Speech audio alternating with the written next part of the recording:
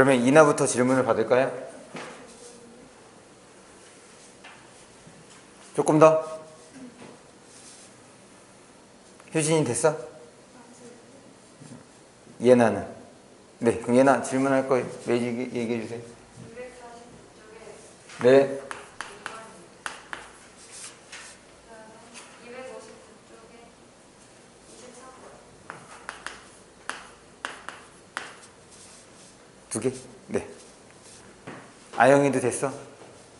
네, 아영이도 얘기해 주세요.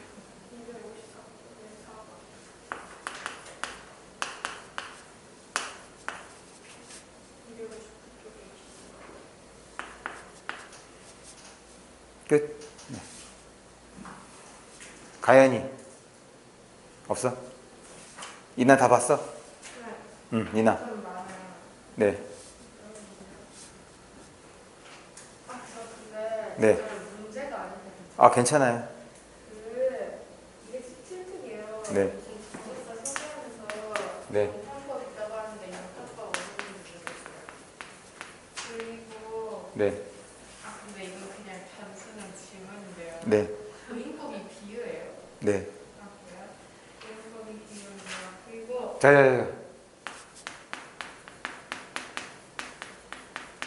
네. 223쪽에 1번 모르겠어요. 그리고 224쪽에 8번 모르겠어요.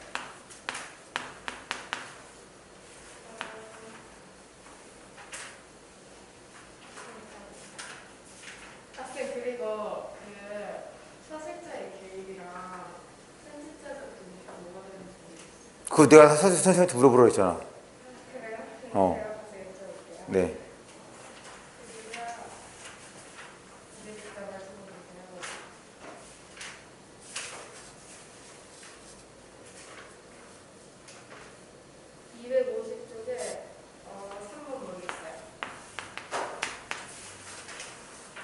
끝. 효진이.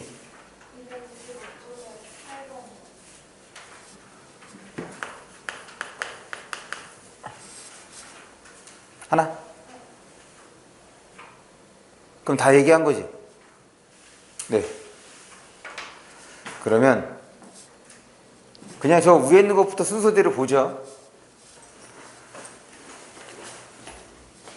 일단 255쪽에 8번부터 보겠습니다. 255쪽에 8번.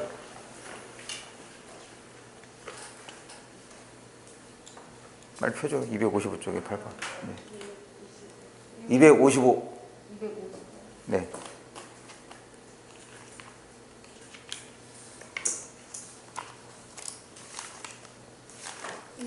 얘기 있었네요. 네, 안 했네요. 있는 줄 몰랐어요. 255에 8번에서 그럼 답이 뭐야 이거? 8번에 5번 적절하지 않은 것. 그러면 일단 5번부터 좀 볼게요. 미음은 보면 눈은 새벽이가 이게 구간이 표시가 되면 항상 문장 전체를 봐야 돼. 어디냐면 리을부터네. 죽음을 잊어버린 영혼과 육체를 위하여 눈은 새벽이 지나도록 살아있다.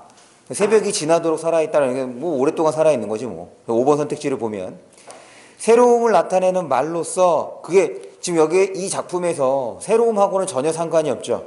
지금 이거 여기서의 새벽은 단순하게 이제 시간적 배경이라고 봐주시면 될 것 같고 이전의 순수는 사라지고 새로운 순수 아니지. 뭐 과거의 순수와 현재의 순수, 앞으로의 순수를 비교대조하는 작품이 아니기 때문에 지금 그 문맥에서는 뭐 새벽은 여러 가지 의미를 부여할 수 있긴 하겠지만 여기서 1차적으로는 시간적 배경으로서 봐주시면 되겠다.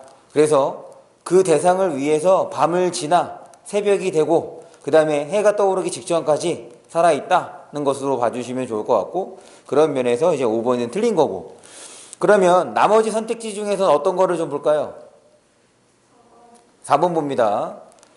죽음은 고통을 의미하며 죽음을 잊었다는 것은 고통을 느끼지 못한다는 것. 그래서 얘는 두 가지로 생각해 볼 수 있었던 거지. 그 중에 하나잖아. 다시 지금 죽음을 잊었다는 것은 고통을 느끼지 못한다는 거야. 그래서 만약에 고통을 느끼지 못할 때 그때의 시인은 어떤 존재가 되는 거야? 그때 영혼과 육체는 어떤 존재가 되지? 이나야, 네. 고통을 잊었을 때 네. 그러면 그때의 영혼과 육체는 어떤 의미를 띠게 돼? 고통을 이제요. 어, 대자전 주제를. 주탱이를 맞아야겠네. 다시 지금 고통을 잊을 때, 그러니까 죽음을 잊었다고 하면 무기력한 존재로 해석이 되는 거고, 그 다음에 고통을 무릅쓰고 죽음을 무릅쓰고라고 해석을 하면 지금 의지적 존재가 되는 거지. 그래서 이거는 어떻게 해석하는지에 따라서 의미가 달라지는 건데, 이건 이렇게도 해석이 가능한 거니까 4번 선택지는 적절한 거. 이거 기억하셔야 돼요. 지금 그 부분을 두 가지로 해석할 수 있다는 거. 그 다음에 249쪽에 2번입니다. 근데 학교쌤은 하나밖에 안 알려주셨어요. 응? 학교쌤은 하나밖에 안 알려주셨어요. 뭐를 알려주셨는데? 그 엄청난 존재가 알려주셨어요. 아, 좋은 걸로? 죽음을 무릅쓰고? 아, 그래서 4번을 틀렸다고 한 거구나? 아, 네. 일단, 이거는 뭐, 네. 논란이 있을 수 있는 건데. 어쨌든 학교 선생님이 기준으로 해주시면 되는데, 지금 그 부분은 두 가지로 해석이 가능하다는 거, 그렇게 알아두세요. 어쨌든 기억해 주세요. 아, 그 두 가지인데, 지금 학교에서는 이렇게 알려줬다. 이렇게 정리를 해두면 되겠습니다. 계속해서 249쪽에 2번입니다. 249쪽에 2번.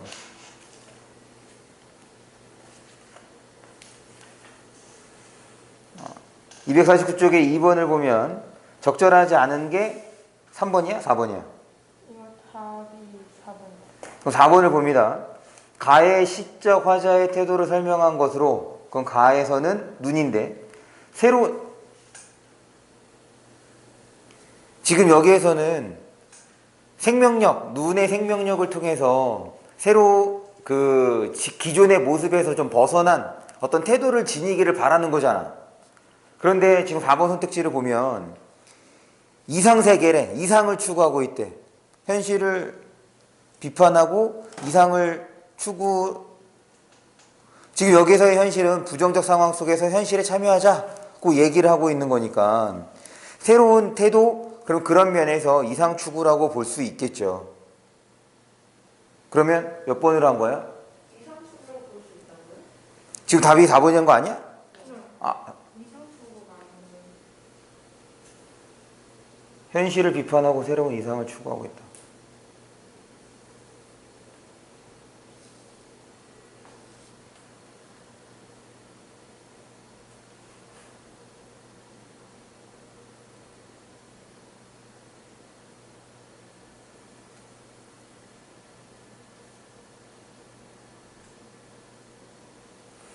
그럼 이렇게 봐주시면 되겠습니다. 지금 여기에서는 화자가 지금 뭐 시인이나 그 다음에 영혼과 육체에게 지금 전과 다른 태도, 사회 현실에 참여하는 태도를 촉구하고 있는 거니까, 그러면 태도적인 측면에서 이상 추구라고 하면 이거는 일종의 사상이라고 볼 수 있거든. 그래서 새로운 이상이라고 하면 이거 좀 그런데 그냥 태도적인 측면에서만 생각해 주세요. 이상까지는 접근하지 마시고 태도적인 측면에서. 그러니까 만약 이게 지금 선택지들 중에서 가장 적절하지 않은 것을 고르는 형태인 거니까, 만약에 더 틀린 선택지가 나오면 새로운 이상 추구도 옳은 선택지가 될 수 있으니 그 점을 좀 주의해 달라. 다만 일단 우리가 배우고 있는 거는 지금 젊은 시인의 태도적 측면에서 지금 변화를 촉구하고 있는 거니까 태도적 측면에서 좀 바라봐 주는 걸로 그렇게 좀 정리를 합시다. 무기력하게 입장에 내걸리는 것이 뭐예요? 지금 화자가 볼 때 젊은 시인의 태도가 그런 거라고 볼 수 있는 거지. 그러니까 현실의 문제를 직시하지 않고 그냥 거기에 맞춰서 살아가고 있는 거에 대해서 지금 가래를 뱉자는 행위를 하자라는 측면에서 지금은 이제 화자가 볼 때는 그 시인이 아무렇지도 않게, 그러니까 아무 일도 하지 않은 채 있는 모습을 이제 무기력한 태도라고 봐주시면 돼요. 넘어가겠습니다. 계속해서 259쪽에 22번, 23번.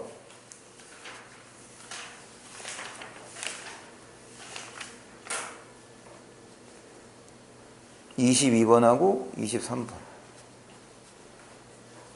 일단 22번부터 보면 지금 나의 내용상 가장 거리가 먼 것 해서 답이 몇 번인 거야? 2번? 2번. 그러면은 지금 이거 시조니까 거기에 있는 작품들을 좀 볼게요. 나에서의 내용은 지금 자연친화지.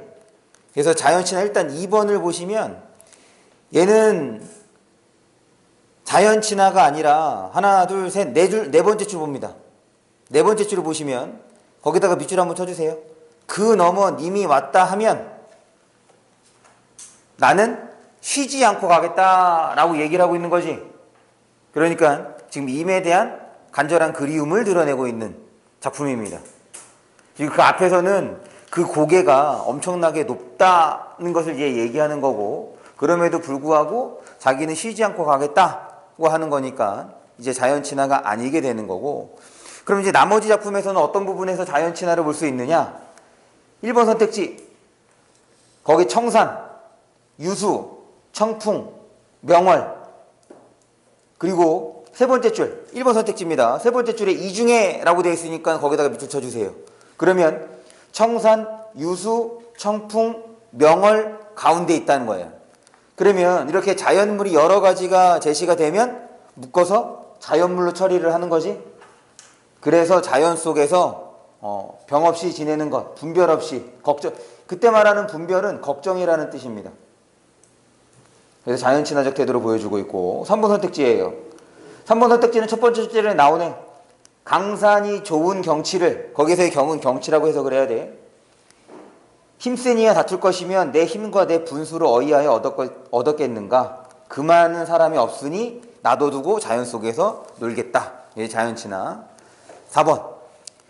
4번에서는 세 번째 줄이네. 지금 청산, 그 다음 다 절로야. 그래서 그 중에 절로자란 몸이 두 번째 줄이네요. 두 번째 줄, 산절로, 물절로, 거기다가 밑줄 쳐주세요. 산수간에 나도절로. 그럼 산하고 물인 거니까 자연. 그 다음에 5번입니다. 5번은 마지막 줄.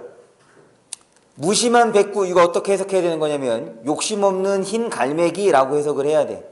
그래서 거기에서는 무라일체의 태도까지도 나타납니다.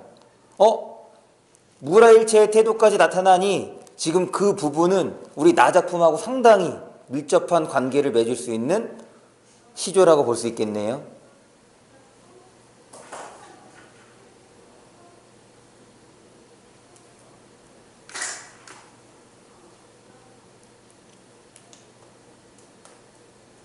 됐죠? 지금 뭐 4번도 무랄체라고 볼 수 있겠네. 산수 속에서 나도 절로 똑같이 그러고 있으니까.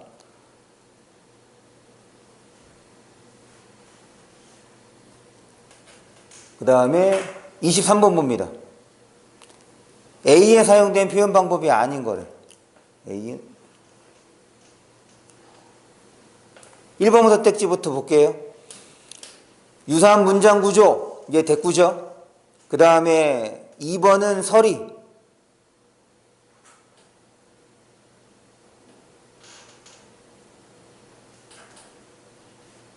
그 다음에 3번은 역설. 4번은 반어. 5번은 상징이네. 그럼 여기서 없는 게 역설이죠. 지금 A 구간을 보시면 내려오는 명관마다, 관장마다 모두 명관이로구나. 여기선 반어.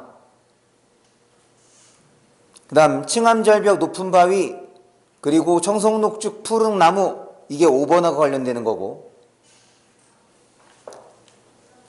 눈이 온들 변하리니까 얘는 서리.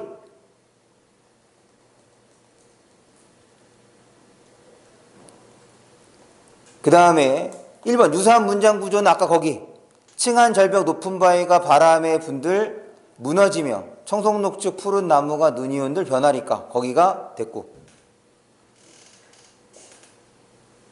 됐죠? 그 다음에 254쪽에 4번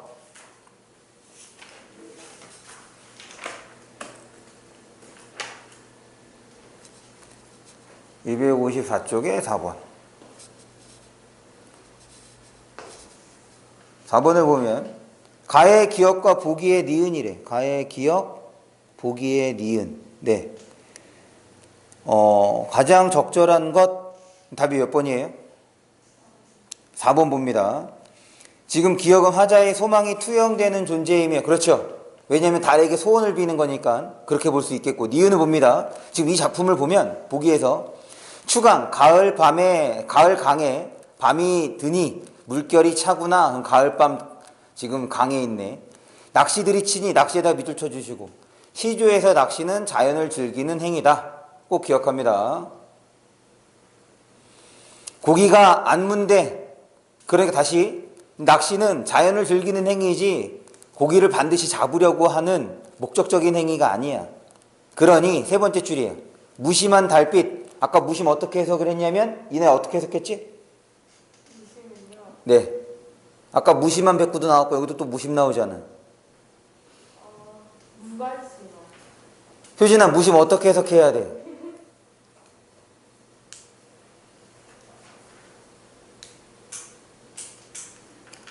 얘네 어떻게 해석해야 돼? 네, 욕심 없는. 그래서 욕심 없는 달빛을 가득 채웠대. 그러니까 사실은 이제 누가 욕심이 없겠어? 화자가 욕심이 없는 거겠죠?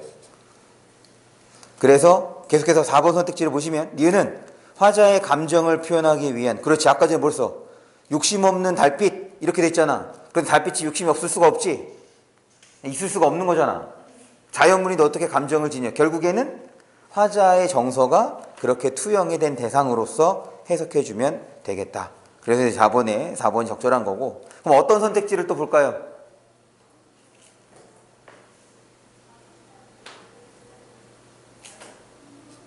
없어? 그럼 넘어갑니다. 그러면 1번은 아니요? 사자의 외로운 안 외로워요 지금 사자는? 누가? 보기에서요 사자. 보기, 이제 봐봐. 이거는 이제 잘 기억합니다. 지금 이 욕심 없다. 지금 이 자연을 즐기는 거는 긍정의 반응이야? 부정의 반응이야? 긍정의 반응이지. 근데 외로움은 어떤 반응이에요? 부정방의 반응이죠. 그러니까 상황에 안 맞죠?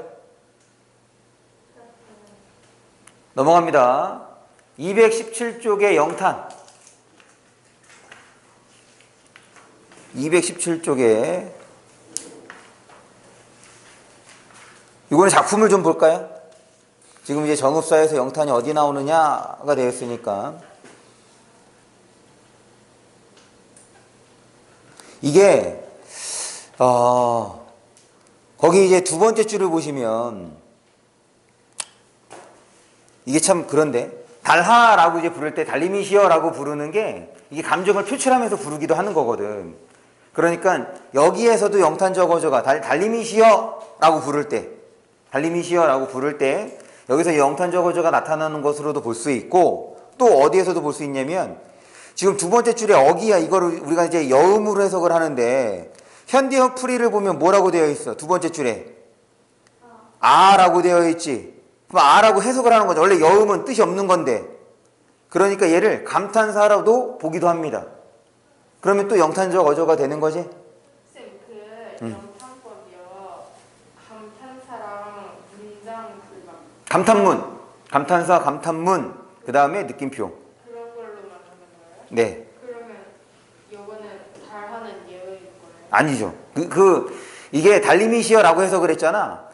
여러분들이 이제 사전에서 이시여라는 것을 검색해 보면 대상을 부르면서 거기에 이제 감정을 표출한다. 이런 감탄을 드러낸다라는 표현이 있습니다. 아, 이게 감탄이에요?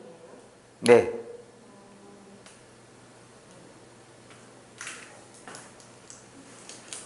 됐죠?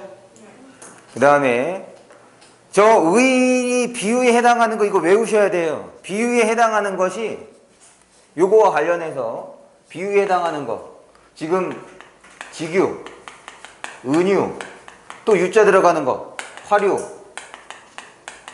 대유, 그리고 의인 플러스 풍유. 풍유는 속담을 이용하는 걸 말하는데 직유, 은유, 화류, 대유, 의인, 풍유 이 중에 하나라도 쓰이면 비유가 되는 거예요. 이거 외워야 돼. 쌤, 네. 대유 대유는 우리가 지금 청풍, 명월 이걸 묶어서 뭐라고 해? 이게 대유입니다. 부분을 통해서 전체를 드러내는 방식을 대유라고 얘기를 하고, 하나의 특징으로 또 그 대상을 드러내는 거. 예를 들어서 흰옷을 입는 민족 하면 또 한민족을 우리가 얘기를 하는 거잖아. 이런 것도 이제 대유라고 얘기를 해요. 그러니까 부분을 통해서 전체를 드러내는 방식, 혹은 특징을 통해서 그 대상을 드러내는 방식을 대유라고 합니다. 그 다음에 223쪽에 1번.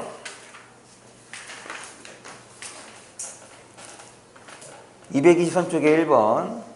가와나를 감상한 학생들의 대화 중 적절하지 않은 게 1번이야? 아니요, 다 2번이요. 2번을 봅니다. 그 적절하지 않다고 했으니까, 가보다 나의 화자가 더 소극적이지 않을까?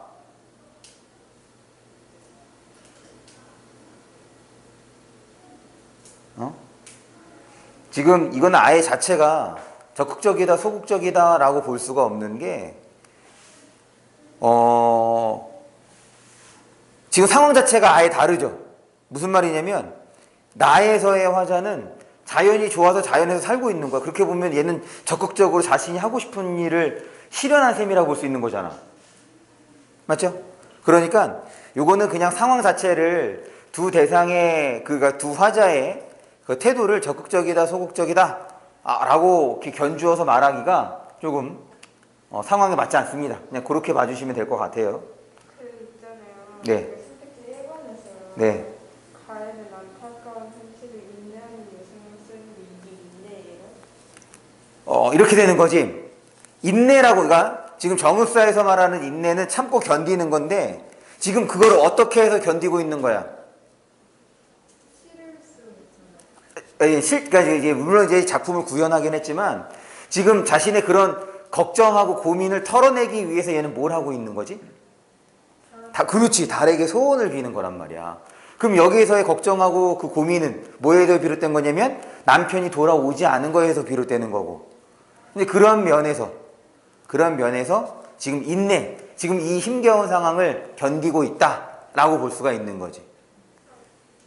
이게 참고 있는 거예요, 지금? 그럼 어떻게 해야 될까? 참지 않는다면. 찾아가야 돼요? 그렇지. 그래서 보통 이별을 당하는 상황에서는 인내하는 것들이 많아. 지금 정읍사 보고 있으니까 아마 이제 외부 작품이 나오면, 지금 우리는 하지 않았지만 같이 볼 작품이 아마 가시리, 현대시에서는 진달래꽃 이렇게 있을 거예요. 가시리가 뭐예요? 가시, 문화인가 그거요? 문화인가? 이마 말고 가시렵니까 나를 두고 가시렵니까? 우리 중학교 때도 했던 건데. 나보고 어찌 살라 하고 버리고 가시렵니까? 서운함이 아닐 것 두려워서 나는 붙잡지 않습니다. 가시는데 다시 돌아오세요 라고 말하는 거. 진달래꽃이 그 나무가 있고. 그렇지, 나보기가 역겨워. 그럼 다 둘 다 이별의 상황에서 그 상황을 다 어떻게 하고 있는 거야? 참고 있는 거지. 그럼 참지 않는 건 어떻게 돼야 돼? 참지 않는 건 어떻게 돼야 돼? 그렇지, 붙잡아야죠. 그럼 됐죠? 224쪽에 8번입니다. 224쪽에 8번.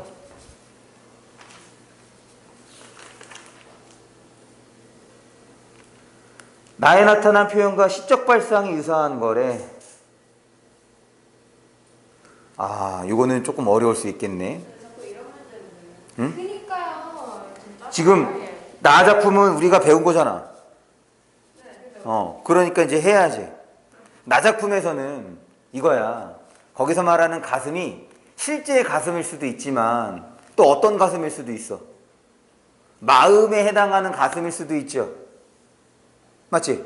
그러면 마음에다가 창을 단다고 하는 거야. 근데 마음이라고 하는 것을 우리가 감각할 수 있는 대상이야? 그렇지 못한 대상이야? 그렇지. 그러니까 야 내가 답답하면, 야 내가 지금 결국 내 마음을 너에게 좀 보여주고 싶다. 왜 내 마음도 몰라주니? 이런 거 아니겠어. 그러니까 마음은 감각할 수 없는 대상인 거야. 감각할 수 없는 대상을 뭐라고 해? 추상적 대상 혹은 관념적 대상이지. 그런데 관념 대상 감각할 수 없는데 지금 거기다 대고 뭘 하고 있는 거야? 창문을 만들었으니까는 마음을 구체적인 대상으로 바꿔서 드러낸 거죠. 그거 그러면 지금 거기에서의 답이 몇 번이었어? 4번. 동짓달 나오는 거지. 그럼 동짓달에서는 뭐가 관념일까? 그거 한번 생각해봐. 왜 밤에 관념이야? 아, 그렇죠. 맞아. 근데 버현이어서 뭐예요? 잘라내는 거. 네, 버현을 잘라내는 거. 다시 밤이라는 시간은 관념적 대상이지.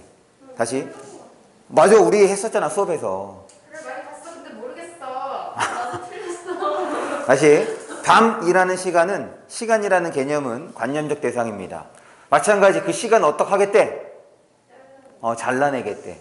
구체적인 사물로 바꿔서 표현하고 있는 거죠. 그런 걸 이제 관념의 구체화라고 하는 건데 그거는 꼭 기억해 두세요. 그러면은 지금 이거를 다른 작품에다가 적용을 해봐야 될 거 아니야. 그럼 여러분들이 뭐부터 찾아야 돼? 지금 이거 똑같은 문제를 나올 수 있어. 똑같은 문제를 나올 수 있는데 이 동짓단은 원체 유명한 작품인 거니까 이게 아니라 다른 거를 실어 놓을 수 있거든. 여러분들 틀리라고. 그러면 그럴 때는 뭐부터 찾느냐? 관념적 대상을 먼저 찾아야 되는 거야. 관념적 대상. 관념적 대상은 뭐라고? 만질 수 없고 볼 수 없고 감각할 수 없는 것.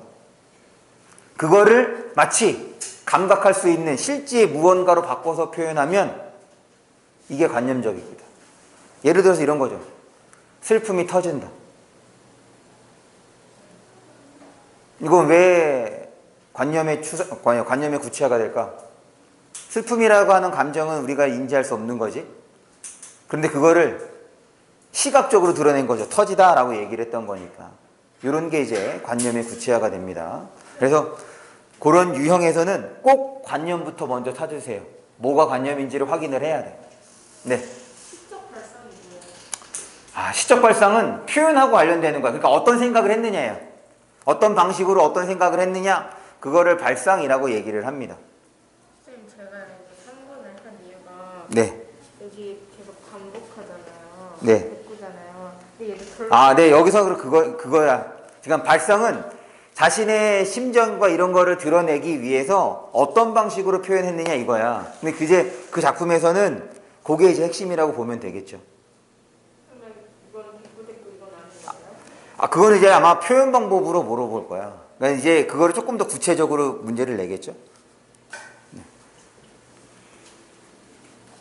그러면 지금 8번까지 된 거지? 마지막이네요. 250쪽 3번.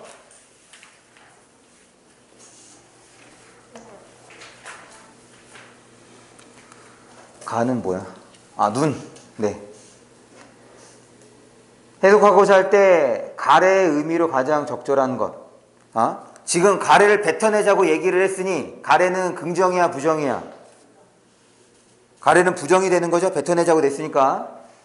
그래서 이제 3번이 된 거는 알겠어. 그럼 어떤 선택지를 좀 볼까요? 1번 볼까요?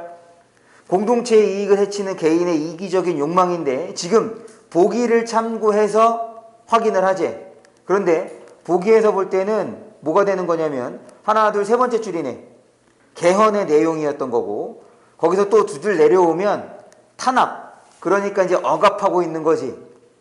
이런 시대인식이기 때문에 만약에 거기에서의 설명이 어떤 개인적인 이기, 욕망 이렇게 나왔다면 1번일 수 있겠지만 지금 보기에 따라서는 그 시대적 상황이 억압, 그 다음에 지금 독재, 지금 헌법을 고쳐서 자기가 더 권력을 쥐려고 하는 거니까 억압과 독재의 측면에서 접근을 해 주셔야겠다. 2번 볼까요? 전쟁 이후에 그것도 마찬가지네. 탐욕스럽게 변한 인성이라고 되어 있으니까 얘도 이제 개인적인 측면이라고 볼 수 있겠지.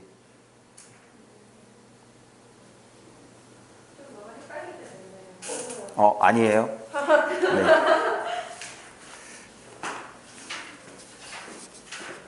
그러면 우리 앞에